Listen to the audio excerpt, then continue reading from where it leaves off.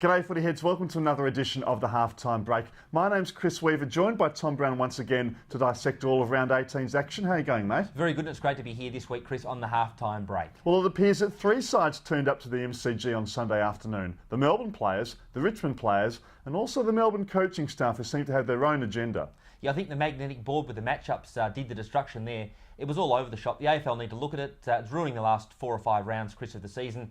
It removes the desire to go to the football. It's ruining the brand. I think the AFL and Andrew Mitchell need to have an urgent look at it ASAP. On the other hand, though, final year it will happen, it seems, with the Gold Coast and Western Sydney draft concessions to kick in. Geelong and St Kilda both had narrow wins over the weekend and only won it late. In Geelong's case, for 2 wonderful late goals to Paul Chapman. Yeah, he was terrific, and Geelong got over the line, which is the important thing. They're a bit up and down at the moment, but I think September's going to count.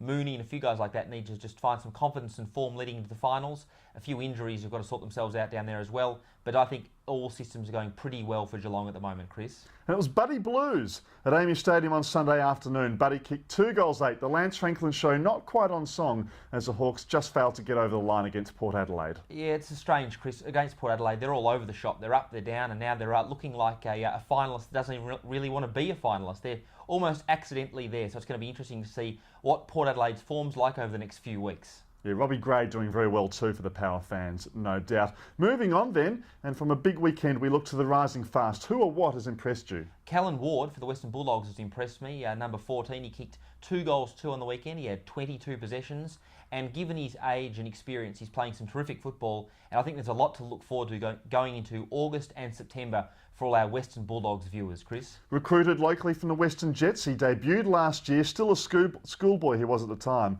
and is coming on in leaps and bounds. For mine, I really enjoyed watching Bryce Gibbs take his game to a new level on Friday night, along with Mark Murphy.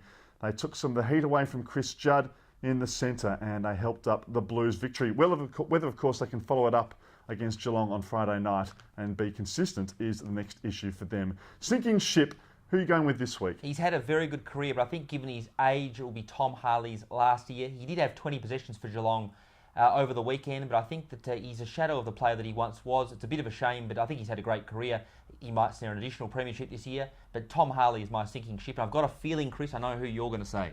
There's a few Geelong defenders coming through too who can maybe push Tom Harley out of the side in the next year or so. Kurt Tipper playing very well too for Adelaide in that game. Yeah, I'm going for Richo, unfortunately. Coburg on a Saturday afternoon, 5 minutes into the game, he pulled up sore.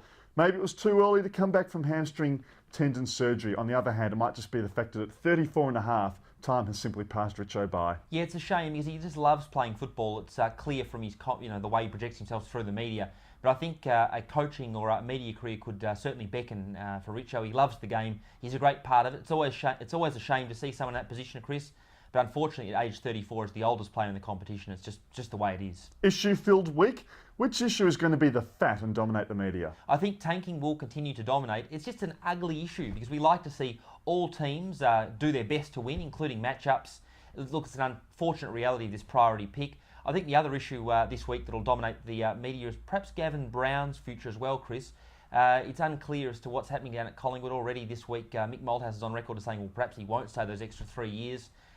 Gavin Brown, if I was him, I'd probably get out of there. It just all looks like it's a crowded house down there, Chris. Tanking and coaches, 2 issues that continue to go on in the game in 2009. A third one we didn't cover as we didn't have an episode last week, is players switching from other codes. You speak of Gavin Brown, Lachlan Keefe, a former soccer player appearing for Collingwood on Sunday afternoon in their VFL side. But at 3 years and no AFL affiliation rules, what's allowed Gold Coast to get Carmichael Hunt. And I think we might see a few more as the Gold Coast try and get some interest in those northern TV markets. Yeah, I don't have a problem with the Gold Coast going after Carmichael Hunt. He's obviously a terrific athlete, but the money they've paid him, as Paul Roos I think correctly alluded to, is ridiculous given his disposal skills, which are obviously unproven at the moment. Good on them for having him go, but I think it's a bit of a stunt. And good on Carmichael Hunt. I hope he becomes a good part of our game. But look, media stunt, I reckon, Chris, and they need to go after some good talent, but they'll get that through the draft Could anyway. be a drop in the ocean compared with what they'll get in TV revenue. Game of the week too, what are you going with? I think the game of the week for me this week, Chris, will be the game between... what do you think, Chris? Essendon and Brisbane for mine, Saturday night. Essendon trying to keep the season alive. Brisbane trying to keep top 4 hopes alive. They struggled against Collingwood at the G last week. I'm looking forward to seeing Collingwood play Adelaide this week. I think that it's a really important contest. They're both going for basically top 4 spots, and I think that'll be really exciting to see how the Pies go at Footy Park. Chris, I wouldn't mind making the trip myself. Good work again, Tom Brown. Footy Heads, leave any comments below and we'll get back to you next week. See you later, Footy Heads. Thanks, Footy Heads.